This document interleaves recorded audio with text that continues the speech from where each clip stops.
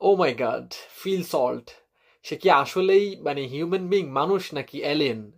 গতকালকে ইংল্যান্ডের Phil Salt হচ্ছে সাউথ আফ্রিকার সাথে টি-20 ম্যাচে 141 রানের একটা বিধ্বংসী ইনিংস খেলছে মাত্র 61 বলে, যেটি কিনা টি-20 ক্রিকেট ইতিহাসে one of the most destructive innings, যেখানে সে হচ্ছে 8টা 6 মেরেছে, 15টা 4 মেরেছে। ভাবা যায় মানে টি-20 আসলে অথবা ইংল্যান্ড ক্রিকেট তারা দিন দিন টি-20 ক্রিকেটে অথবা হোয়াইট বল ক্রিকেটে কোথায় নিয়ে যাচ্ছে, মানে এক কথায় কল্পনার জগৎ থেকেও উপরে চলে যাচ্ছে। ভাবা যায় মানে দিন দিন কিরকম আক্রমণাত্মক হচ্ছে ব্যাটার্সরা। টি-20 ক্রিকেট আসলেই বোলার্সদের জন্য কিছুই থাকে না, খুবই নির্দয়, এবং ইটস বেসিক্যালি ব্যাটার্স গেম। এখানে ব্যাটার্সরাই ডমিনেট করে। যেদিন যার আসলে মানে মুড এসে যায় অথবা ব্যাট সুইং ভালো থাকে, সেদিন আসলে বোলার্সদের জন্য মানে সমবেদনা ছাড়া আর কিছুই থাকে না। তো বেসিক্যালি ইংল্যান্ড এবং সাউথ আফ্রিকার মধ্যকার টি-20 ম্যাচ গতকালকে, যেখানে ইংল্যান্ড প্রথমে ব্যাট করে হচ্ছে 304 রান করে মাত্র 2 উইকেটের বিনিময়ে, যেখানে মানে ফিল সল্ট করে হচ্ছে 141 রান মাত্র 60 বলে, 15টা 4 ছিল এবং 8টা বিশাল ছক্কার মার ছিল তার ব্যাটে। এবং সে সাথে বাটলার করে হচ্ছেন 83, মানে তারও অবস্থা সেম ছিল, মানে খুবই বিধ্বংসী। মনে হচ্ছে অন্য কোনো গ্রহ থেকে তারা আসছে, খুবই বেশি রাগান্বিত, তাই বোলারদের উপর এত চড়া হয়েছে। সো বাটলার যথারীতি তার যে নর্মাল মানে অ্যাপ্রোচ টি-20-তে 83 করছে সে মাত্র 30 বলে, সেখানে ছিল মানে 60টা হচ্ছে 6-এর মার, বিশাল বিশাল ছক্কা, এবং অধিকাংশ বলই আসলে খুঁজে পাওয়া যায়নি। তারপর হ্যারি ব্রুক, যে কিনা মেইনলি টেস্ট ব্যাটার, সেও কিন্তু কম যায়নি, 41 রান করেছে মাত্র 21 বলে।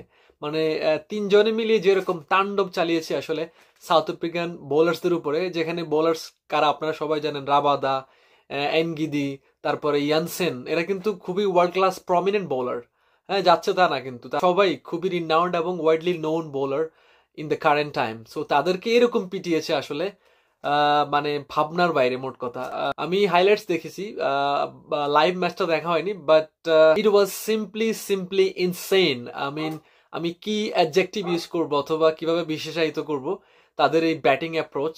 আমরা সবাই জানি বরাবরই ইংল্যান্ড সাম্প্রতিক সময়ে গত 2-3 বছর সময় ধরে তারা কিন্তু যেভাবে হোয়াইট বল ক্রিকেটটা খেলতেছে, স্পেশালি টি-20, তো তাদের অ্যাপ্রোচ মানে নেক্সট লেভেল মোট কথা। তো আলটিমেটলি ইংল্যান্ডের 304 রানের জবাবে ব্যাট করতে নেমে সাউথ আফ্রিকা মাত্র 158 রানে অল আউট হয়ে যায়, তাও আবার 16.1 ওভার্সের মধ্যে। অর্থাৎ তারা কিন্তু পুরো 20 ওভারও খেলতে পারেনি। সাউথ আফ্রিকার ব্যাটিং লাইনও কিন্তু কম না, তারাও কিন্তু পুরো ক্রিকেট দুনিয়ায় সমাদৃত মানে এই অ্যাগ্রেসিভ ক্রিকেট খেলার জন্য। ঠিক আছে, ওয়ানডেতে তাদের কয়েকটা মানে ভালো হাইয়েস্ট টোটালের রেকর্ড রয়েছে।